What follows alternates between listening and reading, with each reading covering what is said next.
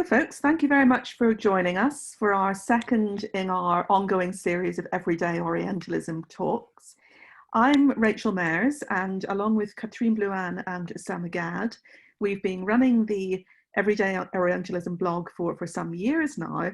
And recently, given the opportunities and the difficulties that we all have with lockdown, we thought we'd take this opportunity to have some talks from people that we really wanted to hear more from. And credit has to go to Catherine, who's been the one who's done most of the work with the technicalities of setting this series up. So today, this morning, this afternoon, this evening, depending on where you are, we're delighted to welcome Dr. Girish Kaswani, who is a long-standing friend and fellow traveller of ours at our Everyday Orientalism. He's contributed several pieces for us in the past, who's going to talk about the whiteness of academia, the portraits on the wall. Girish is Associate Professor of Anthropology at the University of Toronto, Scarborough. He grew up in Singapore, has family in Ghana, and got his PhD from the London School of Economics and Political Science, so he's led a truly multinational life to date. His work centres on the socio-political dynamics between individual lives and collective forms of transformation in Ghana. His research interests include Ghana, religion, morality and ethics, transnationalism, corruption and activism, I hope not all at the same time.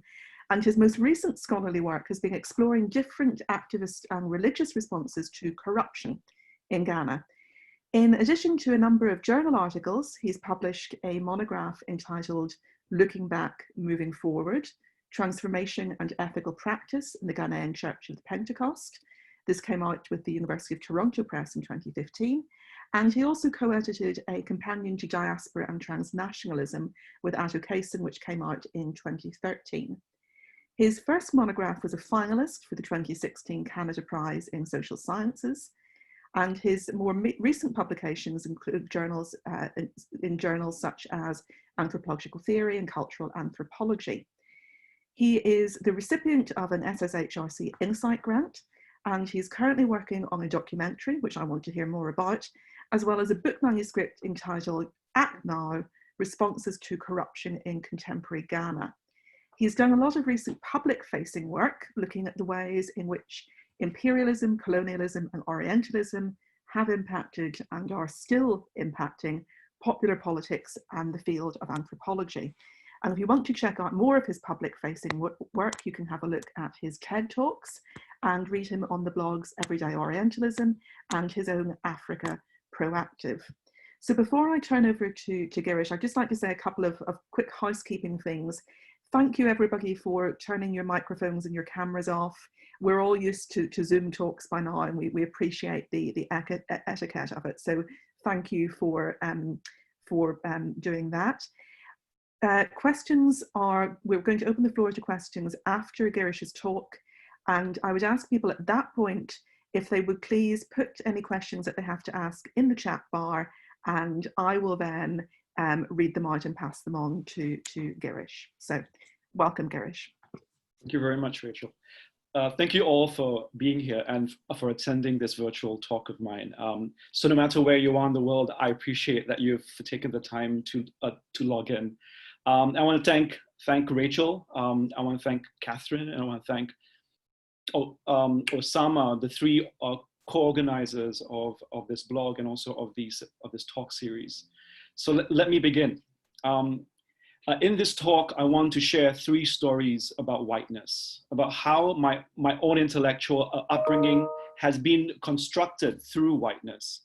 In these stories, I will talk about the three institutions which I have studied and worked in over the past 25 years. And then I'll go on to explain what I mean by whiteness, on what connects all three stories and makes them relatable to each other. And finally, how we can think about our own shared condition and the positionalities as academics. So as a caveat, my talk has less to do with the individuals who work in these institutions and more about the whiteness of these institutions and how it endures and it continues to live in us and through us. And I want to shift the focus away from the stories we usually share about ourselves, the ones where we see ourselves as somehow similar to each other, or where we believe that we strive towards the same ideals. So I want to allow for the other more occluded stories to emerge in order to cut through the many silences and the exclusions that we have ignored for far too long.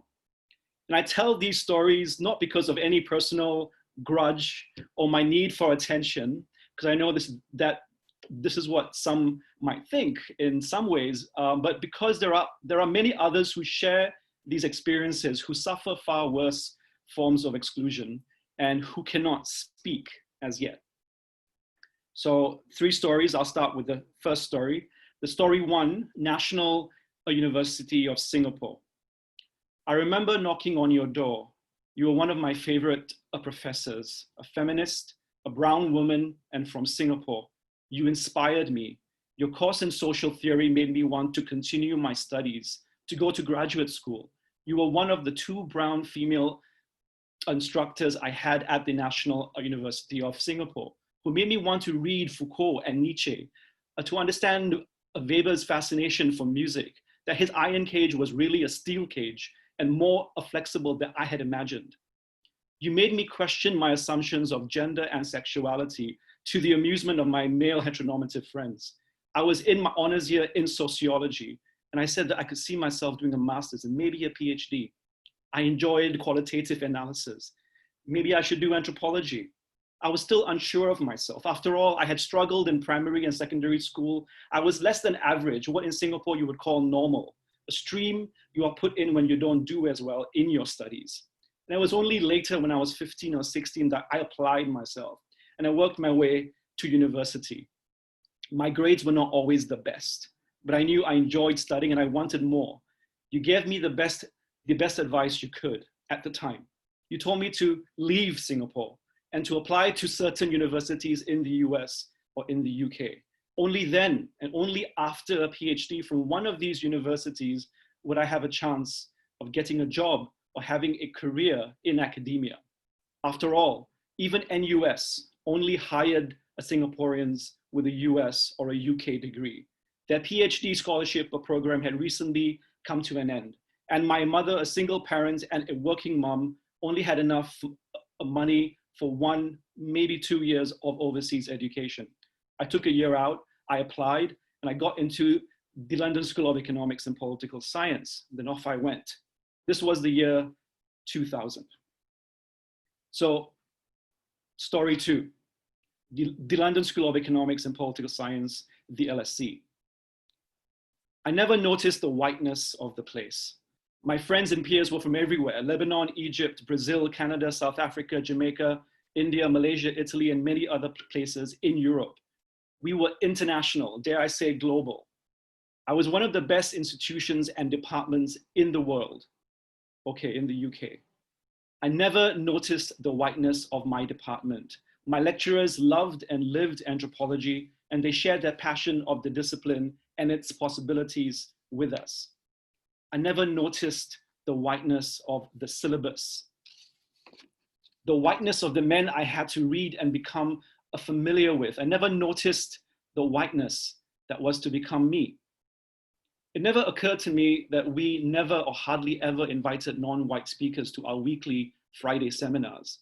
It never occurred to me that it was not funny when a senior anthropologist who was giving a Friday seminar laughed at her own description of a veiled woman who also happened to be a diver.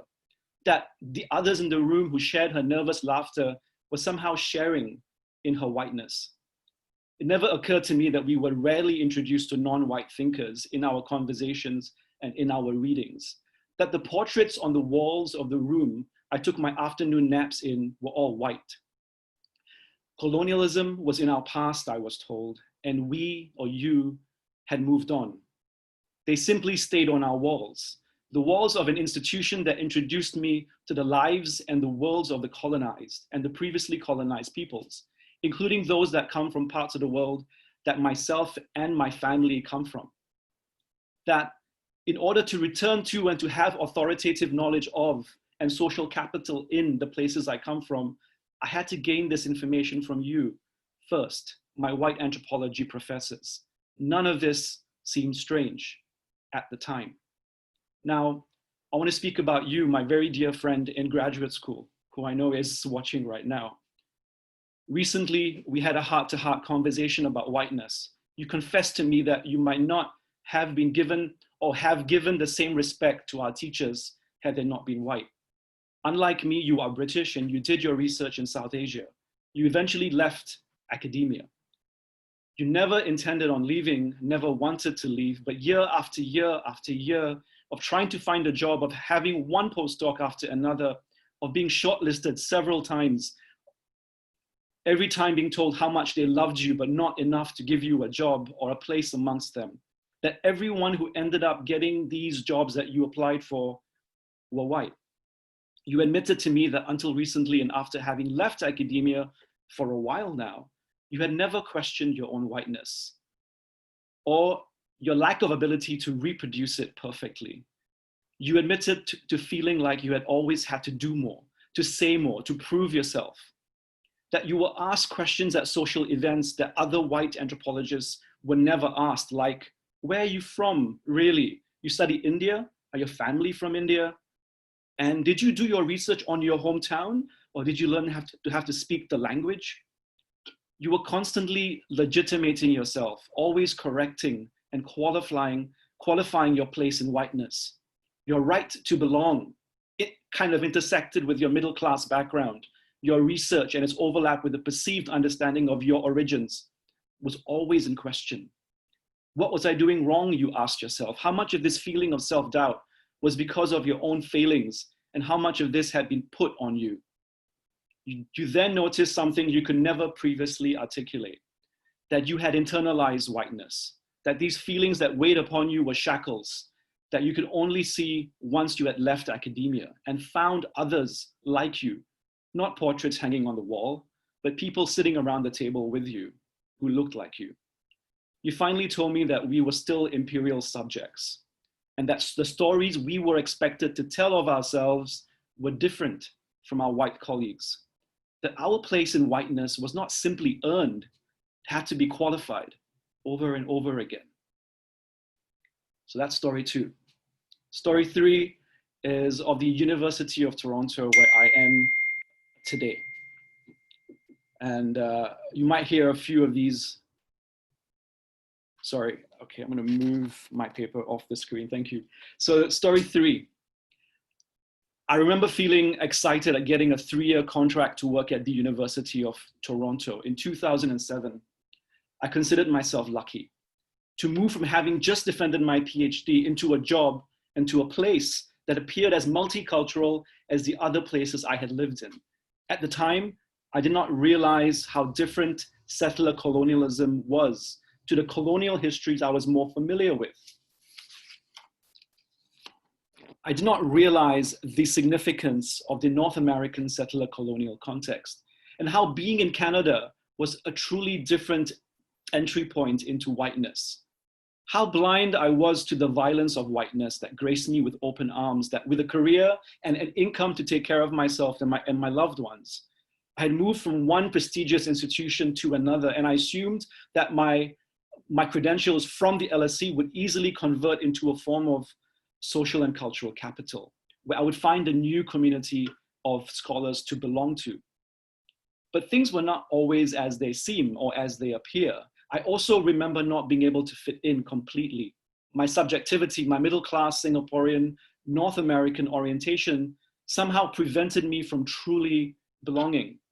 There were obviously people who were welcoming and kind, colleagues who were gracious and who went out of their way to make me feel comfortable. So why did discomfort? I truly had the students and was finally able to start paying off my loans and to send my family money. I had succeeded. So why the unease? I had the social capital, a PhD from the LSE, but not the cultural capital, not the social networks that came from going to certain prestigious universities in the US, or the social class that these networks are usually built on, or the performative neoliberal style in which American academia is situated in. Most of my colleagues had received their PhDs in the US and from a selective number of places. there was a performativity that even I could not, even as I tried, to replicate. I was the outsider trying to fit in. Maybe I tried too hard. I had come into a new system of whiteness, one that was American and was based on a different structure of imperialism, hierarchy, and self-admiration. My British LSE training did not cut it. There was a heightened attention to certain continental theorists and philosophers. To gain the respect of my peers, I learned more about them. These mainly white and male theorists. I certainly learned to up my game, but I was late to the game. Not truly American or British or European enough. Even if my PhD was from the LSE, I was the anomaly that had managed to sneak in. Like my dear friend in London, I could not figure out what I was doing wrong. Was it me? Or was it something else that I had little control over? It was not till after I got the tenure and a graduate student letter to the department and to the dean interrupted the cozy idea or image that my department had of itself. It was then that I realized that there was more to how I had been feeling. I remember sitting in meetings and having conversations with my colleagues about that student letter. The letter that brought our attention to the very whiteness of our department, to the need for more unconscious bias training, to the lack of diversity amongst our ranks, to the need for more sensitivity to how students were addressed and sometimes tokenized in the classroom, to the lack of reflexivity of our own white privilege and how this disconnected us from them. I understood. I got it. He got it too. What I did not understand was the hesitance and the resistance. From our department is not white, to we do not need anti-racist or unconscious bias training, to I'm a white academic and I do not see myself as the enemy, to I'm not useful to this conversation, to this is just a small group for students after all, to simply silence. Why did I take all this personally? I remember being angry, being upset that something so clearly true, obvious even, and easily fixed would be met with discomfort and even reluctance. I volunteered to lead the newly formed Decolonization and Diversity Committee. With the support of my chairs, some faculty, staff, and the graduate students, things slowly shifted. Yet it was not enough. We still take our cues from our graduate students and their well-articulate demands for more change. And the diversity committee is merely that, a committee made up of mainly pre-tenured and female faculty with lots of determination and will, but with little power to change things. And we are only now having conversations about decolonizing the syllabus. We have yet to unpack what decolonizing means in a settler colonial context. How do we give back the land? How do we give back what was actually stolen? We have yet to recognize our complicity in whiteness and in its reproduction. So that was story 3. Now I want to go on to speak about what I mean by whiteness. So what holds these 3 stories together is a central theme around British colonialism and American imperialism, and its general occlusion from our conscious understanding of what academia is. Or to quote Anne Stoller, how, quote, colonial entailments endure in more palpably complicated ways, close quote. Whiteness in academia is certainly not limited to people of Euro-American backgrounds or our own cultural and identity politics. It is a political and existential reality inhabited by all of us through this recursive colonial history and through specific geopolitical centers of gravity. Whiteness is a systemic and institutional and in plain sight, but usually not recognized or simply denied by those who seek to replicate it. As Anne Stoller has also written, to posit a colonial presence is not to speak about leftovers or legacies of another time and place, and neither is it to quote her, to suggest that the contemporary world can be accounted for by colonial histories alone. It is rather to understand how that presence, especially when effaced, yields new damages and renewed disparities, close quotes. So what I seek to understand or identify is that recursive history that uses the language of rights, recognitions, meritocracy, diversity, and choice, but which continues to commit injury and to exclude, and that continues to create hierarchies of race, gender, class, ableism that intersect in a multitude of ways, and where the universities of the global minority in the US and in the UK continue to dominate and to colonize the global majority. I'll let that sink in for a second. So why should we study whiteness in the first place? What good does it do? Well, understanding whiteness in the way I've defined it helps us to do a few things. One, to understand why our curriculum continues to reflect historical biases against women, indigenous, and racialized scholars, and why there is resistance to alternative forms of epistemologies and histories. Two, whiteness helps us explain why racialized people from working class backgrounds, and women find it harder to fit in and do academic work or academia correctly. In a recent article, Myths of Meritocracy, Friendship, and Fun Work, Class and Gender in North American Academic Communities, Mary Layton, who does her research with American archaeologists, explains how it is important for newly arriving academics to be seen to be able to fit into the existing institutional culture. And this is the culture of whiteness. So, and how this is an important consideration that employers use consciously or unconsciously to justify hiring or promoting those who are similar to them, particularly in elite careers such as ours, or at least what is considered elite. That, to quote her, exclusion can be an unintended consequence, close quotes, of something that seems benign as informal ways of creating friendships and social networks. To quote from another article in The American Anthropologist by Akawa and several other authors from 2019, entitled The Social Network of US Academic Anthropology and Its Inequalities, quote, faculty are more likely to hire individuals with academic backgrounds, degrees similar to their own, in part because they can gather more information about candidates through their personal networks. As a result, highly qualified prospective faculty members from institutions outside their network may be passed over. Now, in this paper, they go on to describe what has been identified or what's been called as an academic caste system. And they argue that across many academic fields, there's a high correlation between the prestige of departments in which individuals receive their degrees and the prestige of the departments where they serve as faculty.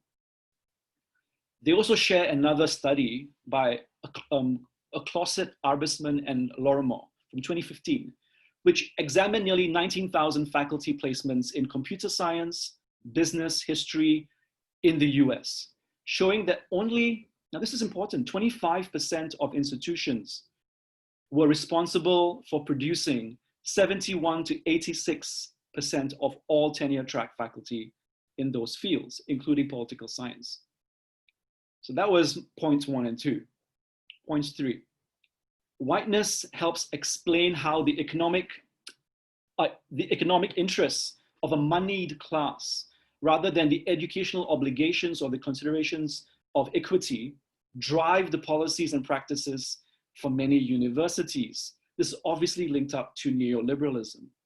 And these administrators who serve their own interests or the donor's interests, rather than want to truly facilitate change.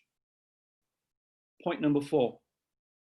Whiteness helps us to understand how career progression is tied to an intersection of race, gender, and class, an implicit understanding of who will best replicate the institution's expectations or the institutional culture, and the ability as well to be friends with the right people.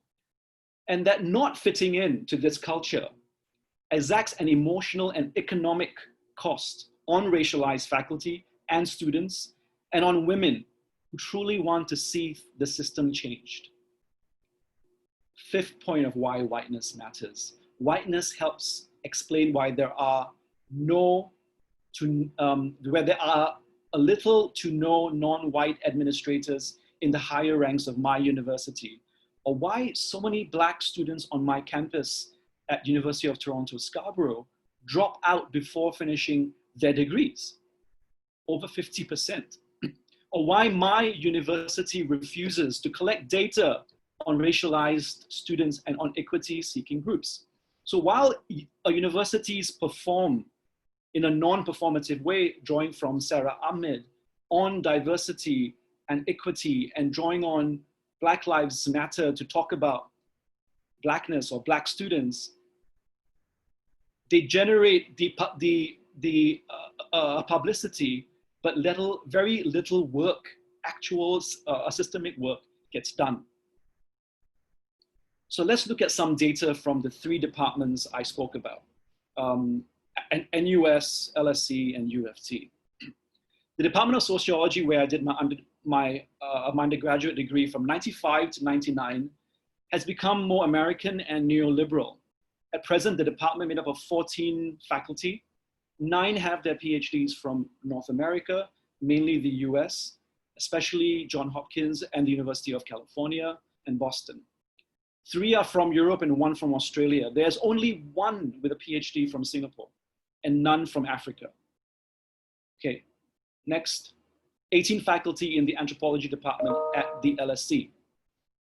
12 got their PhDs from UK or Europe, of which these 12, 75% come from LSE, Cambridge, Oxford. 3 are from the US. Let's move on. At UFT, in my anthropology department, there are 60 faculty across all fields of anthropology. 63% of the PhDs of faculty come from the US, 21% from Canada. And of this 63%, 34% of this 63% are from 3 institutions: Chicago, Michigan, University of California. In a 2020 blog post, Grant Jun Otsuki, who's a graduate from our PhD program, writes that the highest number of PhD graduates supervising dissertations in cultural anthropology include the University of Chicago, Berkeley, Harvard, Columbia, Stanford, Michigan, and he lists a few more. And the group with the highest number is notable because it includes the LSE, Cambridge, and Oxford, which are the only non-US universities in the top 2 groups. Now, I'm still collecting data from the other university departments like McGill and a few more, but these preliminary findings show that in NUS, LSE, and UFT, a total of 64 faculty received their PhDs from North American universities, of which 78% of this are from the US. The US universities with the highest representation include Chicago, Michigan, University of California, Johns Hopkins, Harvard, Yale, and Washington. Now, these numbers match up with the studies above of the people who I just cited. Now, these figures capture the exclusionary tendency of certain elite programs and universities, and the ways in which it points to how whiteness is potentially reproduced within academia. When I say whiteness, I do not mean that a lot of these faculty members may be people of color, but I'm talking about the whiteness which is the institutional whiteness that is reproduced within academia and more widely distributed beyond American and British academia, so in Singapore as well. It ignores that many times change comes from the so-called periphery and in conversations with other peripheries and not the center. We are, after all connected. From the Rhodes Must Fall movement in South Africa in 2015 to the Gandhi Must Fall movement in Accra that came after it, immediately after it, to the tearing down and the removal of Confederate and colonialist statues in North America now. Our stories and actions are connected, even as they are not exactly the same. So what can we do? Where do we begin? Can we do better? These are hard questions, but I suggest 3 things we need to address that we can do in order to move forward. And perhaps we can have a conversation about these things and you can have more suggestions in our conversation. Firstly, think about the canon and why it continues to be Eurocentric and androcentric. Why we often occlude or marginalize certain kinds of scholars and certain forms of knowledge. This is in line with our need to re-examine our hiring practices, our citational practices. The ways in which we choose to center European androcentric readings in our syllabus, and how we tell the histories and stories of our very disciplines. How do we tell different stories? Can we stop having white fragility, all of us, and start accepting that the many strengths of our disciplines, of what we have to offer, are also historically connected to our discipline's complicity in race, racism, other forms of oppression and inequality, exclusion, and colonial practice. While I was at the NUS, we read American and European scholars and never questioned the lack of Asian, African, or non-European voices. Even when the British and the American scholars started to incorporate some Black and Asian thinkers into their readings, Singapore firmly kept its gaze on Western European theory to the detriment of local Asian playwrights, writers, intellectuals, who were never given their due credit, though things have modestly changed since my time there. Whiteness, colonialism may have officially left my country, Singapore, after independence, but it has been working in the background ever since. Race never left us, and neither have certain colonial assumptions about the productivity and the assumed hierarchy of certain races over others. NUS went through a period of Americanization and neoliberalism not long after I left. Convocation became a commencement. It might be insignificant, but not for a few of us. The productivity was measured according to which American or British journal you published in. And a new form of internationalization meant Americanization. So there was a shift from the British to the American style of education. At the LSE, my lecturers were all white, even if they were kind and generous and spoke with fascination about the people and the places they studied. The diversity was in its student body and not in the faculty. Hopefully this will change. There was some doubt, but not a lot of diversity in the syllabus between 2000 and 2007 when I was there. Maybe things have changed. The classic British anthropology education was the center of authoritative learning, and authority about the world outside the center came from within the center. When we read and invited other anthropologists, they were white, British, American, and European, and we ignored anthropologists of color, some who were situated just down the road from us at SOAS. Misogynistic behavior by certain male faculty was not uncommon, and we even openly gossiped about it. We accepted this as normal. Nothing was wrong with this picture. We internalized the hierarchy, the patriarchy, and the whiteness. I internalized it. At UFT, hiring practices have shifted slightly since that graduate student letter. We pay more attention to diversity and have started having new conversations about decolonizing the syllabus. But like I said, how much power do these members of the faculty actually have in changing things? We can still point to a large number of faculty with PhDs from the US. What else can we do apart from reconsidering the canon and our hiring practices and perhaps who we invite to give talks? So 2, I have found that saying no is important to interrupting whiteness. Now I know I speak from a position of power in terms of I am tenured, but we do not need to have consensus to move forward. We do not need to have a shared definition for happiness or joy. We have to realize that we are all socialized into a collective understanding of a prestige of whiteness, and to protect that whiteness, that gives us our happiness, that we feel we owe the people who helped us along the way and the institutions which have employed us. So we better stay silent. We owe them our silence, and we need to defer to them through our complicity. So instead, I suggest that we become what Sara Ahmed in her 2017 book calls killjoys. Now, to quote her, to be a killjoy, quote, "We have to be willing to be experienced as ungrateful, to use this refusal of joy as an exposure of what we have been commanded not to express. Our emotions are opened up when we refuse the commandment to be loyal and joyful." This is from page 246. So if you can speak, speak.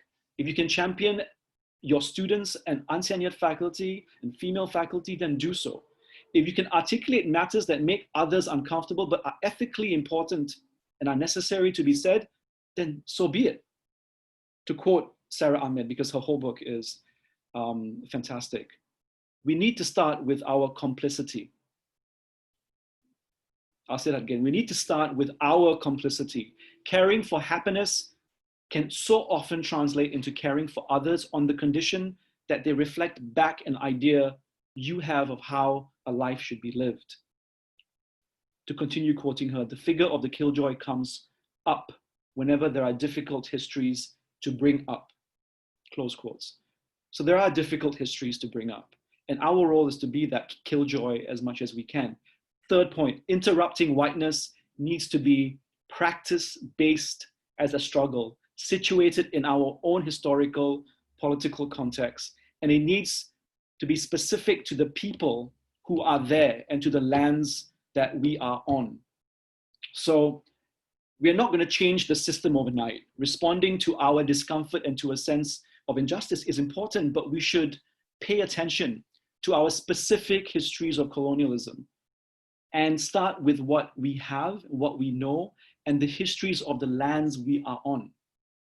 Because Singapore, London, and Toronto do not have exactly the same relationship to the land. We also need to check our own privilege. I'm keenly aware that my own route from NUS to UFT would not have been possible if I hadn't gone through the LSE. How many graduates from NUS get jobs in North America? It would not, that the social networks I created there allowed me to apply for a job here. I'm also aware that my male status and my sometimes loud voice is able to occupy space in ways that sometimes occludes my female and untenured colleagues. That's my privilege. I'm more aware now that being perceived to be able to have certain male conversations have helped me to be more accepted by my male colleagues, my senior male colleagues especially. I'm aware that there might be less repercussions for me in saying what I'm saying right now than for a female untenured faculty or a graduate student. So do whatever you can with the position and power you have to create other conversations that matter. Now, I want to end with a quote. So this means that I am going to end. As Beyonce, I'm sure everyone here knows who Beyonce is. If you don't, you need to click log off this talk right now. I'm kidding. As Beyonce so eloquently put in her 2020 speech for graduating students in the US, quote, "Not enough Black women were at the table. So I had to go and chop down that wood and build my own table. To all those who feel different, if you're part of a group that's called other, a group that does not get the chance to be center stage, build your own stage and make them see you," unquote. Thank you very much. Thank you very much, Girish. You've given us a lot to reflect on in our own experiences, practices, institutional contexts, and so forth. The chat box is now open for questions. So if people have got things that they would like to ask, they can post them there and I'll then pass them on. But I wonder if I could sort of steal a couple of minutes of yours at the beginning to ask you to sort of expand a little bit on what you said about being in the position of power where you can use your voice to speak out and say things, which is something that I know a lot of us, certainly Katrina, Osama and I with Everyday Orientalism have been thinking a lot about recently, which is the responsibility that you have once you get into that place of having tenure, having whatever security there is, to think about the benefits that gives you to be able to speak up more openly. Absolutely. I mean, I understand that, you know, part of that, the three stories I shared was also partly linked to the fact that a lot of the whiteness that we've internalized in the power relationships and the power dynamics that we internalize, we don't question until maybe later on in our career sometimes. I certainly did not see so many things that were wrong at the time to be wrong. I just thought it was a part of the culture. And coming to a place and into a position of having tenure and being a part of the diversity committee, talking to students, especially, I must add that students have a lot to say. You have to listen to them. And also our so-called the junior faculty and staff. And going outside of just talking to faculty, but talking to staff and talking to people who work with you as a part of your community in the university, from the cleaners to the secretaries to the admin staff. That when you are in a position where you can say something and do something, just say it and do it. I have said things that made people uncomfortable. I have said things that potentially made my mentors not like me as much.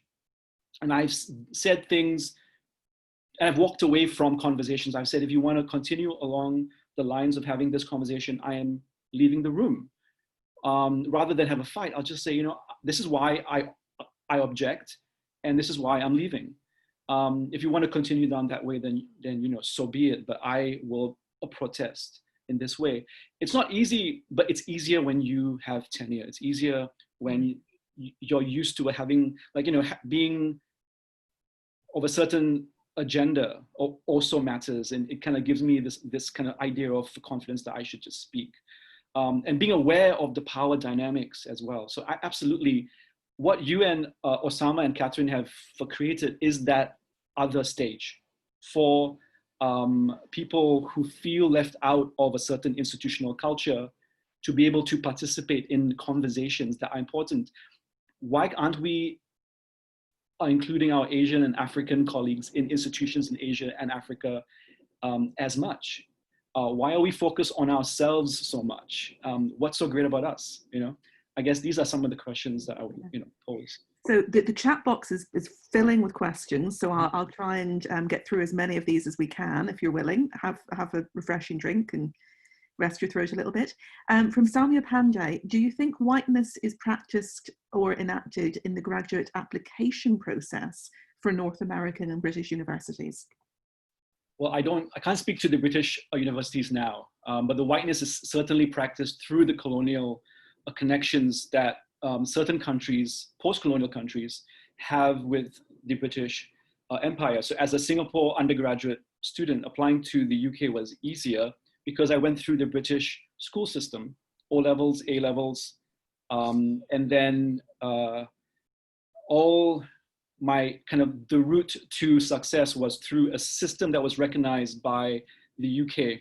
And so in that way, there's, you know, we think about moving continents, but there's a seamless kind of extended connective tissue that comes from empire, from colonialism, that allows one to be recognized by the other, but who gives the recognition is still the former kind of imperial center.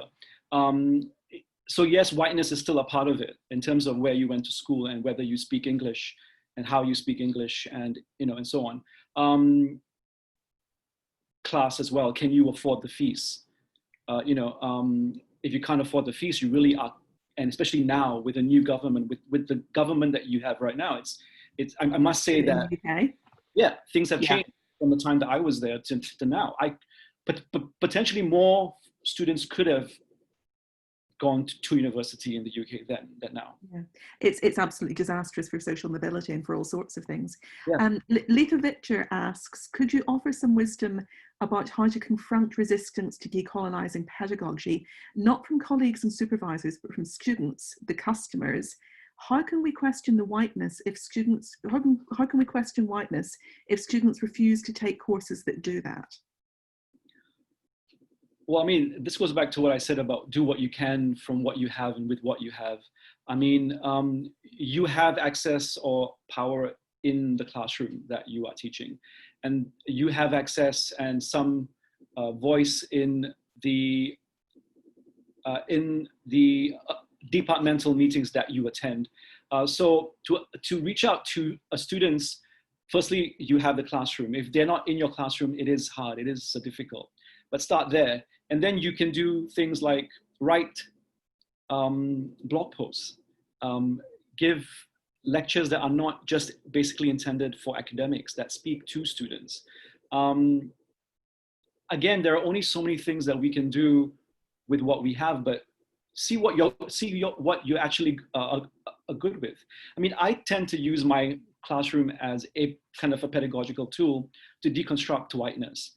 Not simply because I can, but because it's important for students, most of my students, to understand how colonialism impacted these disciplines or this discipline, and how who we are in the classroom is a part of that power relationship that we need to unpack, and then we can move on.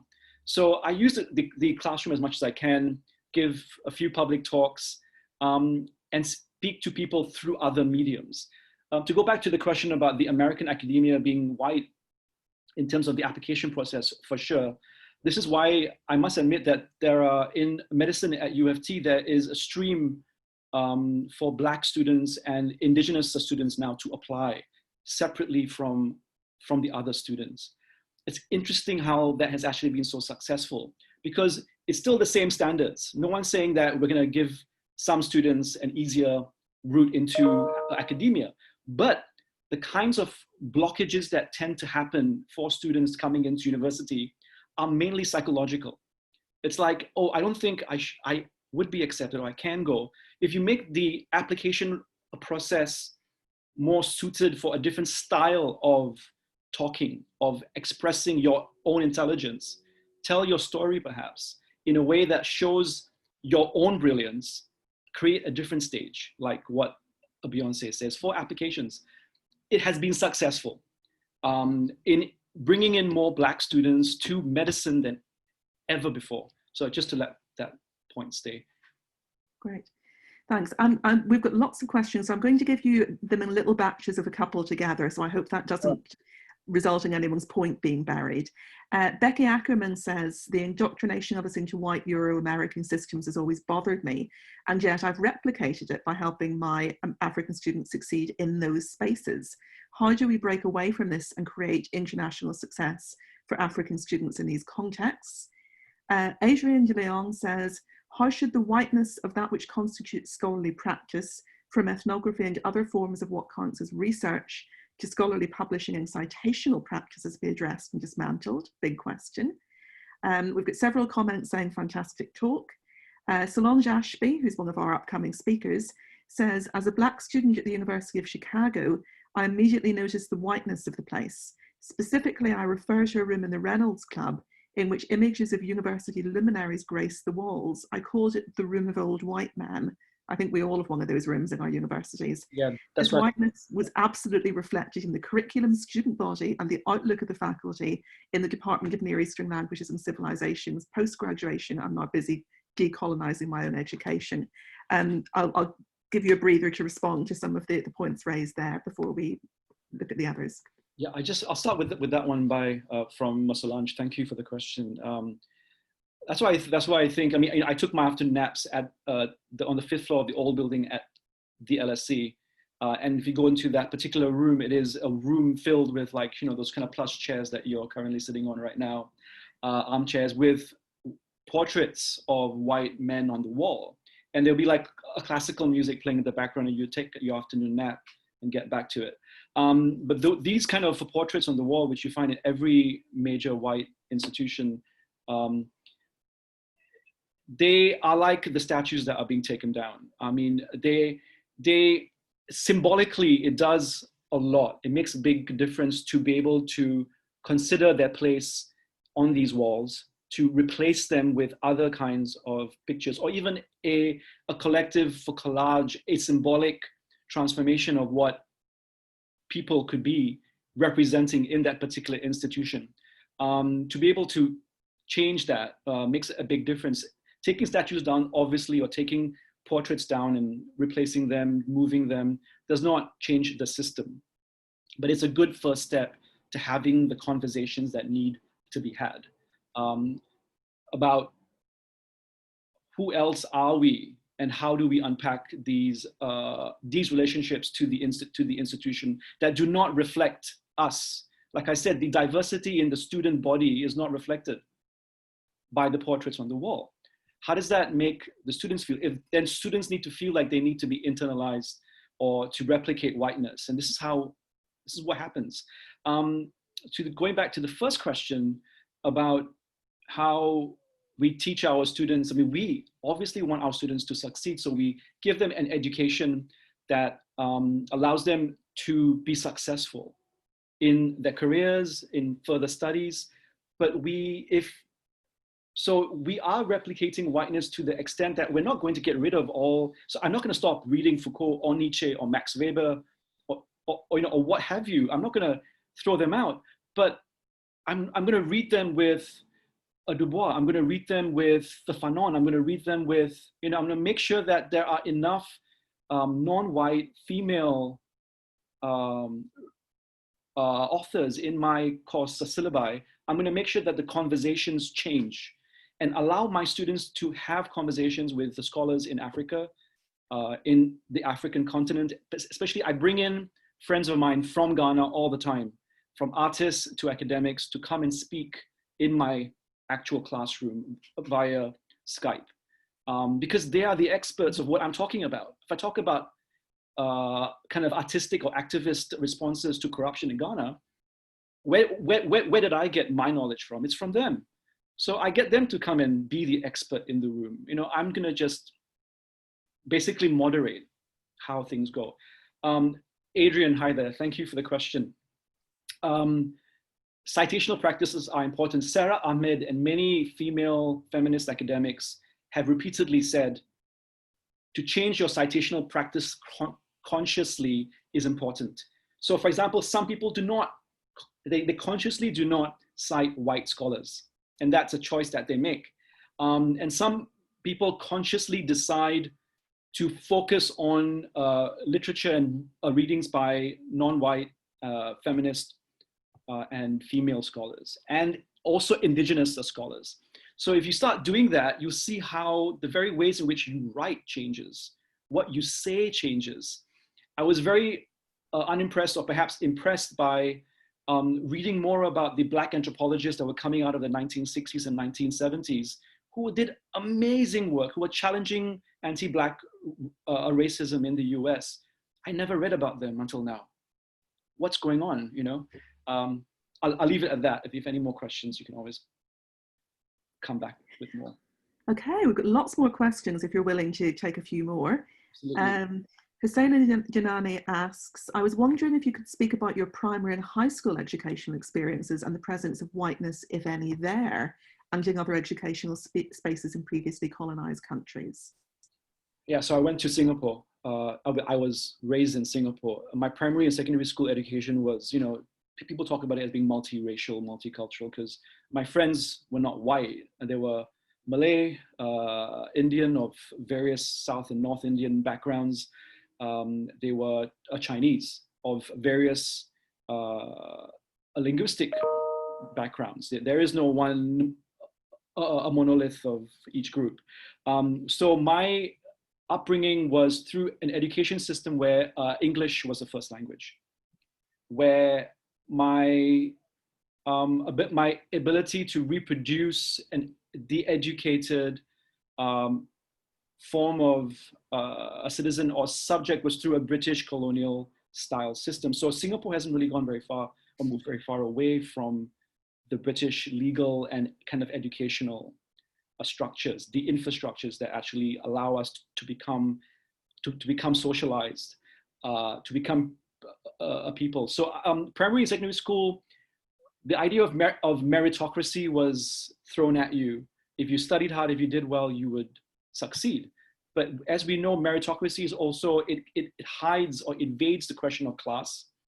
It hides the question of, who gets to have more help in school, how certain subjects tend to predominate in terms of what is seen to be more valuable. So to go to the science stream was, something really important. And I went to the normal stream. What that means is I didn't do well in school. I did really badly in primary school. And I got into a stream that's called normal, but the normal was actually express. That's where everybody went to. So if you're in the normal stream, means you're actually not good. And there are a few of these classes set aside for those who are not smart. And that's how you're made to feel. So this idea of segregation of, if you're not good in math and science and so on, secondary school, Singapore, I can go on because it's very close to my heart, but I must say that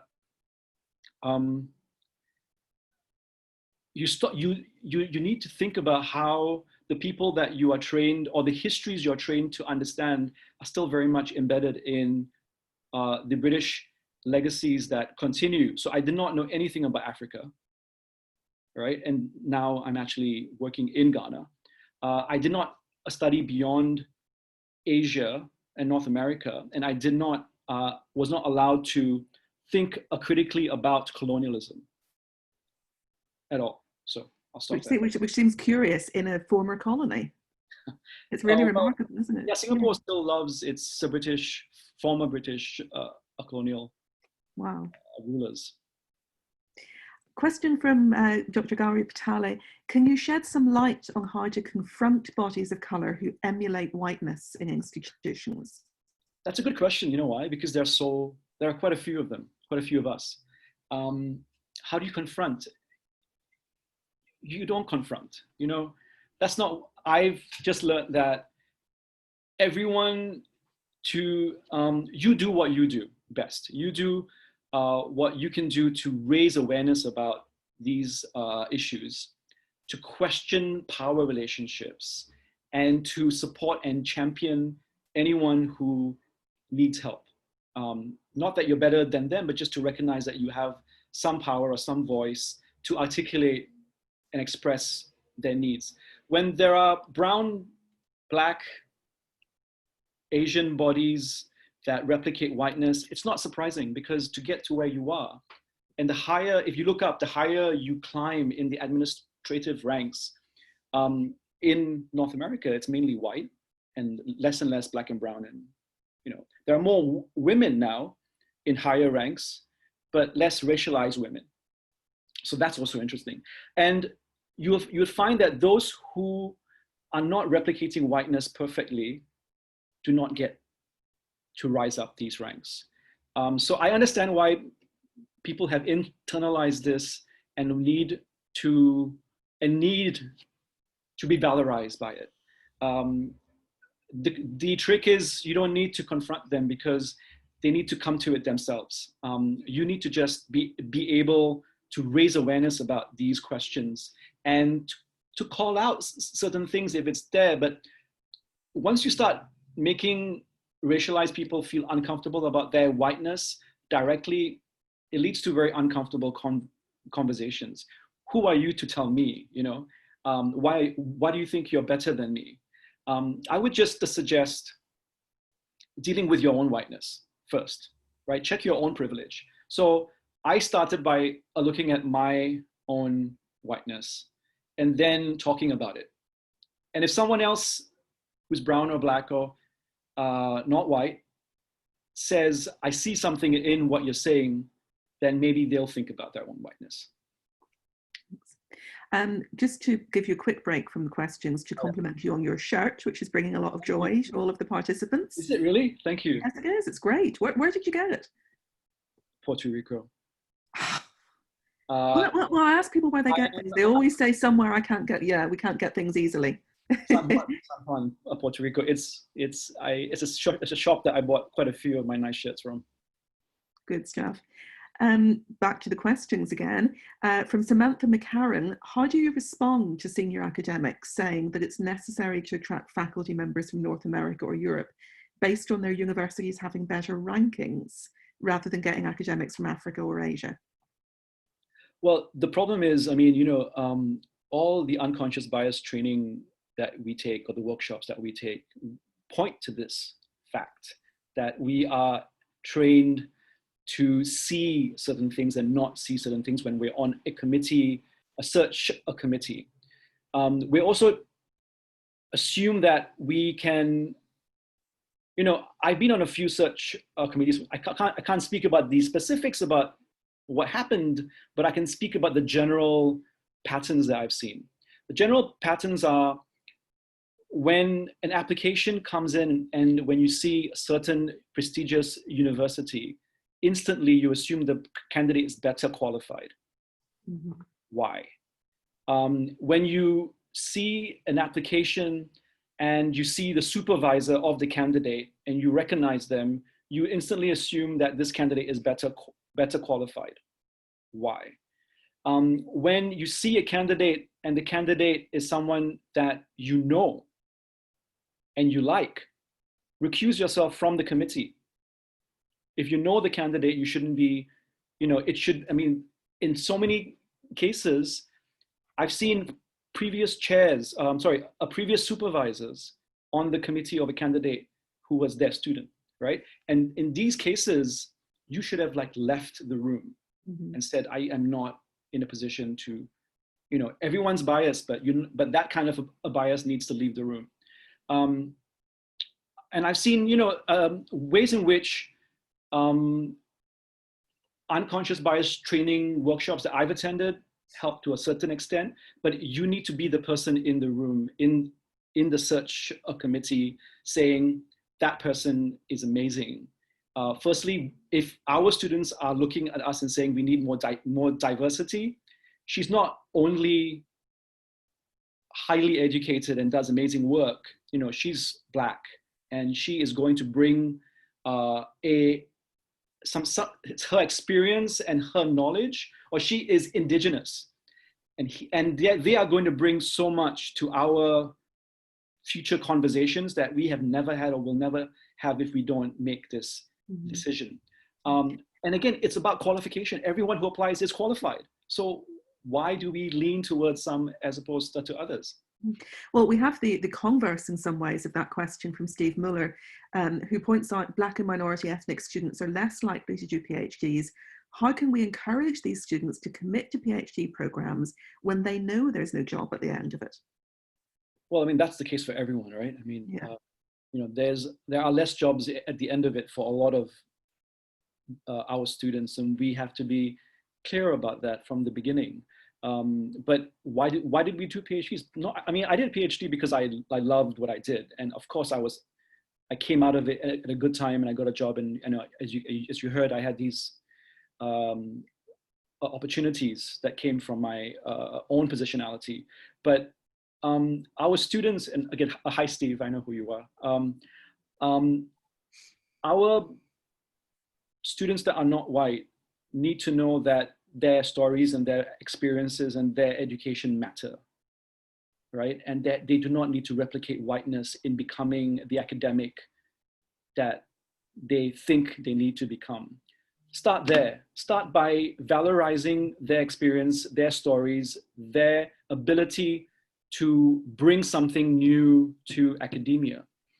And they have every chance of becoming an academic if they want to. Every chance, meaning they have to be true to themselves. And if they see more people, more faculty encouraging them, supporting them, then there'll be less of a need to feel like, I mentioned that half the Black, or a lot of Black students on my campus, my undergraduate campus, drop out before they finish the undergraduate degree. There's work being done by a colleague of mine, Mark Hunter, who's actually studying this. And I haven't read his research yet, but I've spoken to him. some of the reasons are not because they're not, good enough. A lot of them are psychological. There are psychological blocks that prevent certain kinds of students, even working class students, female students, from believing that they are as good or as capable. And we need to break down those psychological barriers first. Well, if we can stick with the graduate student experience for a little while, just one or two more questions, and then we'll let your voice have a rest. This is from Surya, who says, as an incoming graduate student at LSE, MSc Social Anthropology, who's hoping to continue your PhD program, my proposed or ideal topic of study is squarely focused on the African diaspora generally and African American peoples specifically in regards to technology. As a Black woman, I've already had a professor question my choice of study, not at LSE, quote, are you sure you want to stick with that? How would you suggest dealing with doubt from instructors? Walk away and find somebody else. That's what I did. I wanted to study the Ghanaian diaspora in London, and my then supervisor, who's very well known and very famous, and if I had stuck with him, I would have been drawing on his social capital or cultural capital. He said, at that time, I was going to go to Ghana, then I changed my mind, and he said, I'm not going to supervise you if you study Africans in the UK. And I'm like, all right, thank you. I left and I never went back to see him. I changed my supervisor and he was not too happy with me. He felt like I had left him or something. That's fine. Firstly, the LSE has changed. It's changing slowly but surely. I believe they've changed the names of certain rooms to take away. I mean, on all of this agitation and change comes from the student body, I must admit. There have been ways of rethinking how anthropology should be conducted. So those kinds of conversations now are hopefully becoming few and far between or less. And I would just recommend that you not be surprised by these statements. You can say, thank you for your feedback. I disagree with you, and find someone else who can have a conversation with you that does not replicate that. Because I stayed at the LSE, I just found different people who would work with me. Mm-hmm.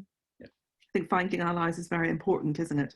I think we're out of questions, but I'd just like to share a couple more inspirational and useful comments from the bar at the side here.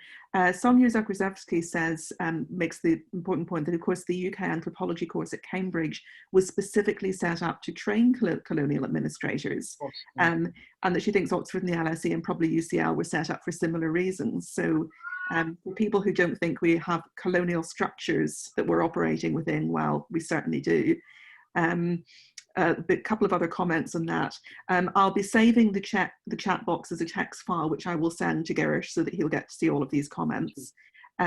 Katrina Vernon says, Desmond Cole writes that white supremacy has a job for all of us if we're willing to take it on.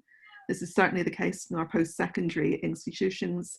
And sorry, just one more question here, which is a couple more questions that have popped in at the end, if I can put them in together. Sarah O'Sullivan asks if you've got any advice for graduate student course instructors for unlearning whiteness and implementing this in the classroom. And Sandali Genus says that you've spoken about bringing BIPOC people into academia, but how can these academic spaces be made to feel more welcoming? As a woman of colour, I experience racist comments and exclusion at different times in my graduate training. Yeah, Sarah O'Sullivan, thanks for your question. I know her, and I'm going to say that she is well informed and has done amazing work herself. So I'm going to say, she should apply the things that she's been doing so far and just keep up the good work. And we can always chat about this again. Sandalia, how can these academic spaces be made to feel more welcoming? I've heard of Black students or non-white students come into the spaces that I occupy in my department and not feel comfortable. And mainly because, it could be a combination of gender, class, and race that leads to this sense of discomfort. But it's hard because discomfort cannot be avoided for one reason or another, whether because you're a woman, and you could be a white woman and still hear misogynistic men speak down to you about, things that you don't want to hear about. But you need to know how to navigate that. And you need to find allies, like you said, who understand and can speak to you and with you, and who can also help guide you. And you need to know that these very structures that they speak through are the problem. Sometimes the individuals have been in them for too long, and they are just scared of losing what they have, because things are changing. And a lot of senior academics or academics who might be more comfortable in white spaces are starting to feel insecure. And that's absolutely fine. Make sure that you have confidence in who you are and what you have to say, and find allies. In fact, just do your thing, right? Go back to Beyonce. Give a speech. Just put your own stage. I think Girish channeling Beyonce is a very good place to wrap this up. As I said, I'm sorry that we didn't get the chance to go through everyone's comments. I will be saving the chat box into a text file, which I'll be sending on to Girish. I hope that you will all join me. If people would like to unmute their microphones and put their videos on for a second, please join me in giving Dr. Girish Kaswani a very well-earned round of applause for solving all our problems. Thank you very much.